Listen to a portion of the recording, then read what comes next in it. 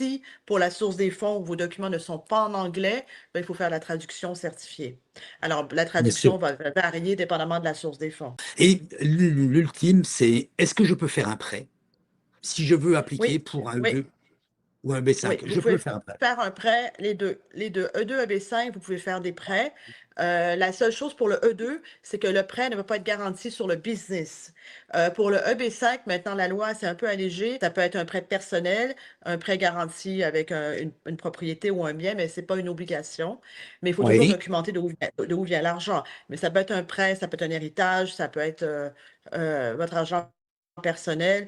Souvent, ce que nous voyons, et je pense, Fabrice, que tu le vois aussi dans les EB5, oui, souvent les oui, gens font des lignes de crédit sur les maisons. Ça, on le voit souvent, le home c'est ça. equity line.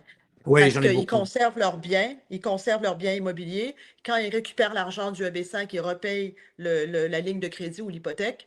Comme ça, en attendant, l'immobilier continue à prendre de la valeur Oui. et ils sont en mesure de faire le EB5. Beaucoup, beaucoup font ce type d'arrangement pour faire le EB5 aujourd'hui.